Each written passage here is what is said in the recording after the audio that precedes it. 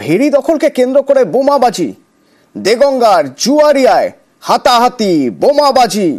দেখুন অবস্থা। জিয়াউল রয়েছেন আমার সঙ্গে। জিয়াউল, কি হয়েছিল?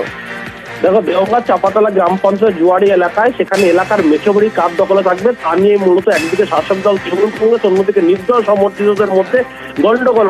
শাসক দল তৃণমূল কংগ্রেস সেখানে কর্মীদেরকে নিয়ে এবং যারা মেছোবড়ির মালিক তাদেরকে নিয়ে বৈঠক করছিলেন, সেই সময় এই অর্থাৎ নির্দল সমর্থকরা তারা সেখানে গিয়ে বোমাবাজি করে এমনটাই অভিযোগ। ফলে এই ঘটনায় এখনো পর্যন্ত একজন আহত হয়েছেন। ঘটনাস্থলে দেওঘর থানার পুলিশ গেছেন। ফলে যেভাবে দিনের পর দিন এই এলাকা দখলকে কেন্দ্র করে শুধুমাত্র নির্দলের সঙ্গে শাসক দলের গন্ডগোল, ফলে এই নিয়ে যথেষ্ট উত্তেজনা ছাড়া দেওঘর চাপাতলা গ্রাম পঞ্চায়েতের জুয়ারি এলাকায়।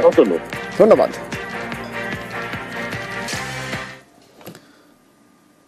সরকারি জমি দখল করে বাড়ি, দোকান, মহেশতলা 7 নম্বর ওয়ার্ডে পিডব্লিউডি জমি দখল, ইটভাটার কয়েকশো একর জমি দখল করে বস্তি। কিভাবে? সমীর রয়েছে আমার সঙ্গে, বলতে পারবেন। সমীর, প্রশাসন নিষ্ক্রিয়, প্রশাসন কি দেখছেই না?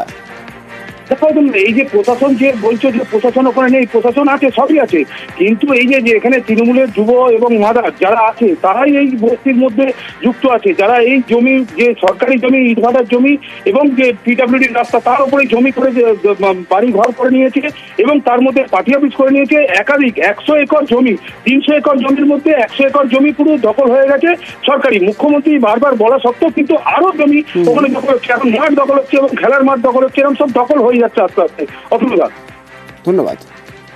এখানকার 300 একরের মধ্যে 200 একর, 200-300 একর তো এমনি পড়ে আছে, এখানকার নেতারা দখল করে নিচ্ছে।